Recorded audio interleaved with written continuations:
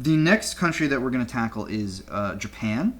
Japan, of course, being another Eastern Asiatic country which has their own forms of mythologies and stories and such which pertain to the sacred secretion cycle. They too have a trinity. In fact, they have a trinity of objects that the magistrate in Japan has to basically incorporate into their ceremony. It's a ritualistic ceremony. So when you want to become prime minister of Japan, you're actually becoming emperor. If you didn't know that, they still do emperor of Japan, but it's just been pretty much boiled down to what it used to be. When you do become emperor of Japan, you are required to perform a ceremony with a gemstone, a mirror, and a sword. This trinity actually is the Father, Son, Holy Spirit in its epitome. These three objects being the sword, the gem, and the mirror. All three of these are very integral to their mythology. So the sword has to deal with the sun archetypal figure of the trinity, which would be Susanoo, which would be the earth in a lot of ways.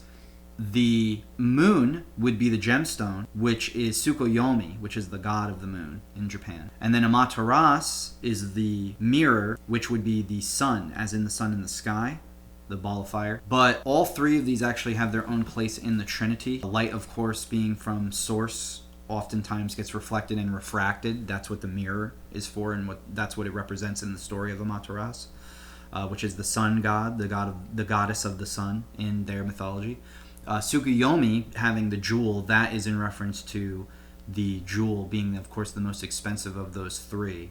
And that is where we get the true gifts of the sacred secretion, the light of this deity, which Tsukuyomi is kind of, in a lot of ways, like a very low-level warrior, like a ninja that kind of doesn't really go around killing too many things unless really provoked, but also has a dark side to him, probably more so than the others. And then Susanoo, which is really the god of like the wind and the waters, but he's really kind of like a guy because he gets cast down from heaven onto the earth and has to wander as a mortal for a while. Susanoo is representative of like the more so Christ-like figure, I guess, or at least is mostly like a Christ-like figure in comparison in this trio situation that we have going on.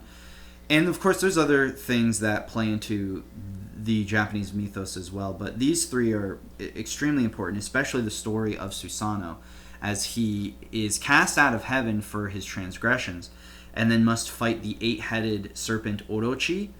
So on the coccygeal sacrum, there's 10 holes that are actually in the sacrum, but depending on where you're looking, if you're counting one of the higher, more outer bones, there are actually 8 holes which are kind of closer together. I think this is where they got this idea of Orochi, because there's also the understanding of the number 8, which is basically 7 completed. 7, of course, having to do with like the 7 days of the week, the 7 lower variative forms which make up our material world. 7 days of the week, 7 wandering planets, etc. But then you add 1 extra, making it 8, because it's supposed to be like this continuous version of evil or chaos, which runs against the version of light. So the sword that they have in the Japanese ceremonies, going back to this imperial magistrate business, when a new prime minister of Japan has to take its rounds, they actually claim that the sword that they use in that ceremony is the same sword from the belly of the real 8-headed dragon serpent Orochi. And I think that this 8-headed serpent is very reflective of Kundalini energy within the body, and it's of course an analogy of Susanoo slaying his demons, slaying the dragon that's literally at the bottom of the ocean being like the earth in comparison to the heavens, because he was cast out of the heavens. He takes the sword that was in the belly of this beast and he brings it back to Amaterasu, the sun goddess. And she, of course, grants him back into the kingdom of heaven. This is what I think is hero or human's journey of redemption, right? So you fall into sin, as they say. You fall into being born here, and then you have to redeem yourself by slaying your demons and battling the 8-headed serpent. You gain the sword, the weapon, the truth that is sitting in that the belly of that beast, and then you rise up to the occasion and you go back to God, basically, and say, here's my offering to you. I hope that it fares well and that you accept my transgressions and forgive me. Now, here's the thing about Japanese mythos that is quite interesting. They have a very different epitomization on the genders of different objects. Now, this doesn't account for everything, but what I have noticed in Japanese mythology is that they have a very intricate way in which that they have assigned the different gods and goddesses to things such as planetary objects. If you study a lot of different mythologies, you'll find that most of the time they will make the sun male and the moon female. This is something which just makes sense. However, the Japanese understand a concept of inversions, which is very critical, and it's one of the more deeper esoteric elements of a lot of different texts and faiths and mythologies. It's a concept of how things are inverted from one plane to another. An example would be, of course, like we stand upright, and there are animals which we consider lower than us, but they are turned sideways. You know, fish, birds, mammals, land animals. There aren't too many animals that actually stand on their hind legs, and the ones that do often have superior intelligence to other creatures that don't. So one plane of existence would be like our world, the human world. Birds and fish and cats and dogs don't really understand what houses and skyscrapers and lawnmowers or any of the creations that we made. They don't really, at least we don't think they grasp the concept of human society or evolution. So we, in some consciousness sense, to a lot of the wise sages, we live on a separate plane from other things, but the things that are on a lower plane to us are turned on their heads. They're turned sideways, right?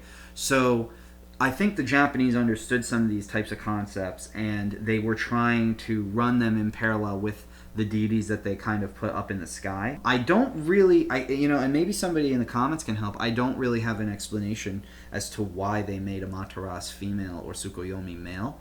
Most of the time, as I said, Amaterasu, presumably should have been male as being a sun deity, and Tsukuyomi should have been presumably female being a moon deity. But because of the way that they see inversions, they have a lot of different influences that I think has caused them to kind of come to those types of conclusions. But in any case, I find it very interesting, and I think that the Japanese mythos have a lot that it can share with us in relation to understanding discipline, and understanding how to use our bodies in the proper ways. They're one of the countries that I would say really gets it in the modern era. Of course, that doesn't mean always, but where they are today is at a much, much higher place. They do have their problems, as every country does, but they are at a much higher place from an understanding of at least society. And I think that part of that could even be due to how homogenized it is. A lot of people think that's a negative, but when you have a bunch of people all centered towards one goal, and it's not just a hodgepodge of a bunch of different people, it can actually sometimes benefit the community compared to people who might have those other tendencies that are negative towards other groups of people. So it's a really interesting dichotomy that has to be kind of looked into further. But one thing can't be ignored is the progress that the Japanese society has made. I think a lot of that is due to their concepts, which they have been known for being very closed off to the world. I think their concepts are very important to them, and it kind of shows how, I guess you could say, good those concepts are in a lot of ways. I would say more ways that you could say they were bad. So it's very good to understand at least those types of purviews as well, especially from the Japanese side of things.